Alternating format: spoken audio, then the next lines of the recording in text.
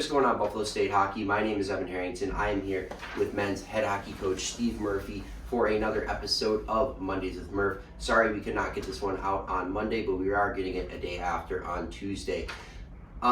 Coach, the season didn't go the way you probably wanted to in the playoffs wise. Probably wanted to keep on going, but the team did end up losing in the semifinals versus the Oswego State Lakers 4-1, which ended the season. But just kind of talk about that game and how the team just kind of fell short against the Lakers. Yeah, I mean it was a good. I think our guys stuck with it. It was I was told I was proud of them at the end. Just they didn't quit. They kept kind of plugging away there, and I mean Oswego was just better than us, in that game, and that's just flat out how it was. We most certainly had our opportunities to score a couple goals, and we didn't score. We didn't execute, so obviously, again, hats off to them, and it should be an interesting final now. But yeah, I mean, overall, again, I thought we had some moments in that game to capitalize and to get a little bit closer than it was, and pulled their goalie early on and got one to get it to within 3-1, and then obviously they scored an empty netter there. But yeah, overall, just happy with how our guys stuck with it and battled, especially after the first playoff game Wednesday, and just kind of how drained we were after that one. So glad they stuck with it. Yeah, so obviously the game didn't go the way you wanted it to, but overall the team had a really strong season, I would say. So what was your message to the team after the game, following a really strong season, in the semifinals? Yeah, I mean, I'll say this, obviously coming off of a season where you win five, you only win five games last year. I mean, we've said it before, you're one of the worst teams in the country, and you go from 5 wins to 14 wins. So I think overall you look at the year and you're pretty happy with the progress, but I don't want to get that misconstrued with that it's good enough, because I think we left a lot of wins on the table. I think we're most certainly capable of winning more than 14 hockey games. And so that part I think is a little disappointing, or at least we just fell short of those, goals. So yeah, again, overall, yeah, you win 9 more games in a year. There's not a lot of teams that did that, and so it was definitely a step in the right direction. But for the guys coming back next year, it's not good enough. We should. Our expectations, we should be winning 17, 18 hockey games, and we most certainly had the ability to do that this year, and we fell short of that. But it was good just, again, we get some playoff experience. We got back to the semifinals where, those are our expectations, to keep competing for a SUNYAC championship. In order to do that, you have to be playing in semifinal games.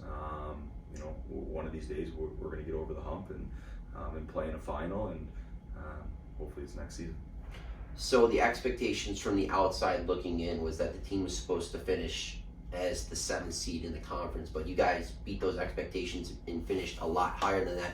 As the coach and and the players on the team, that's got to just feel pretty good overall. That you kind of quieted some of the the critics from the outside. Well, sure. I mean, yeah, I know, again, all those, and we said it after the game. Every single one of those returners could have left after last year, and then maybe taken the easy road and went to a quote-unquote better program. And I give them a lot of credit because they came back and they wanted to be a part of the solution to get this straightened out.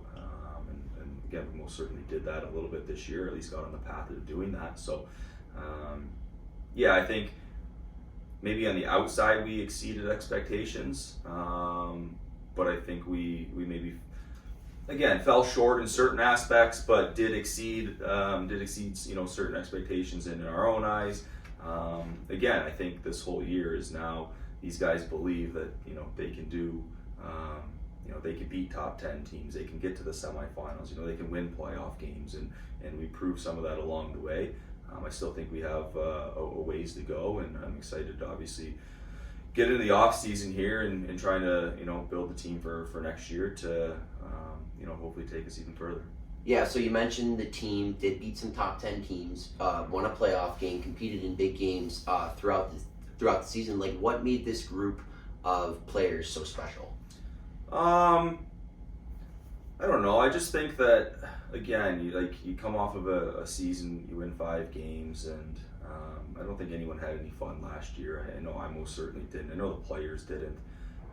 And so you just want to go back out and prove yourself. And I just felt it was a very rewarding year when there aren't any expectations, especially from people on the outside. That I know that there's probably a large number of guys that wanted to prove that they can do this, and I think our coaching staff wanted to prove that hey, like, we didn't forget how to coach all of a sudden, that we can help these guys achieve some pretty lofty goals. And so I think in that aspect, just 14 wins and winning that playoff game was a very rewarding season, and just to see the same the core, the same group of guys kind of that we had last year. Obviously we had a lot of newcomers that contributed in a lot of different ways as well, but to see kind of those guys and come together, and we finished the season with 4 straight losses. That obviously wasn't ideal, but we were able to bounce back and have a big win in Cortland on last Wednesday, and so that was huge. And really proud of the guys for just getting that one out. Again, I just think it was a rewarding year, from going from kind of the bottom to okay, like we're making our way back here.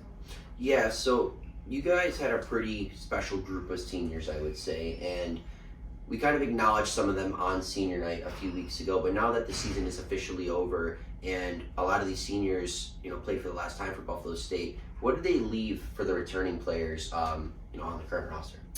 Yeah, I mean, it's every single one of those guys contributed, significantly, right from our starting goalie to the two defensemen that are graduating to the handful of forwards. So it's a big void, but I think you can take some certain things of just the experiences that they've had.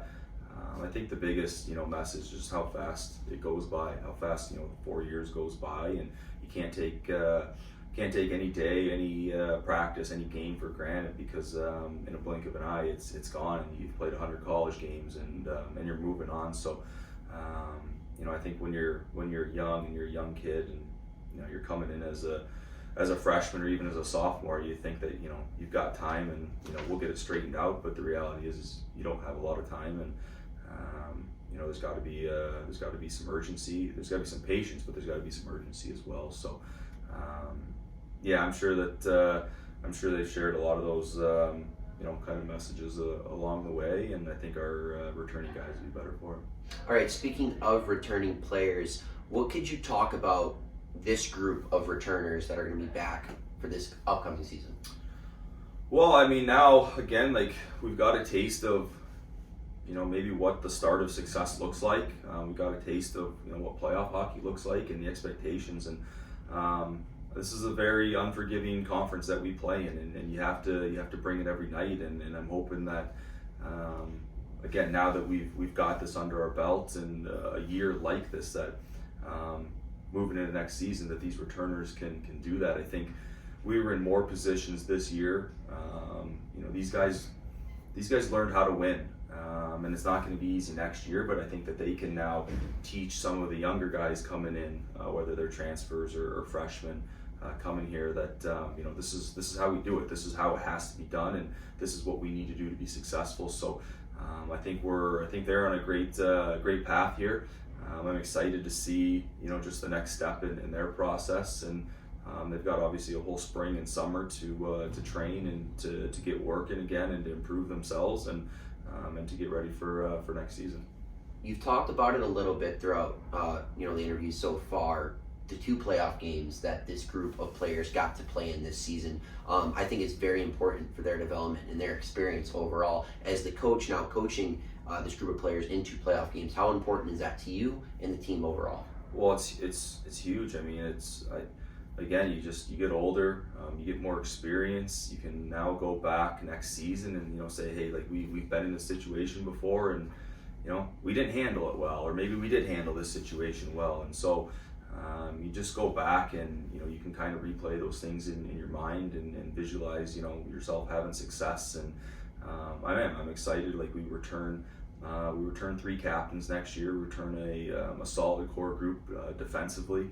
We return some key pieces up front. So I don't think that this is going to be a complete overhaul of our team. Like, we've had guys here that have contributed to our success this season, and ultimately we're looking forward to them taking a giant step forward next year. And again, I think our expectation is to be winning 17, 18 hockey games next year.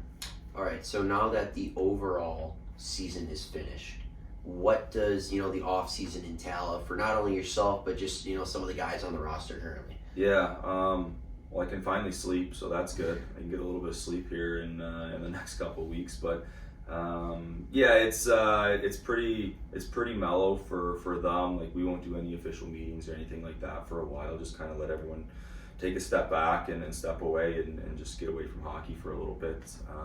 You play 19 weeks. It's just kind of madness through the 4 or 5 months that you play. We'll obviously continue on here, just recruiting and trying to build out the roster for next season. Going to games and watching some junior games and stuff like that, and just staying in constant contact with a lot of guys that we're after. So, we'll pick up with all the guys here that'll be coming back. I'd say like in the next week or two, but just trying to give them some time and space here to just get away, be a college student, be a 20-year-old, and kind of enjoy life outside of hockey here now.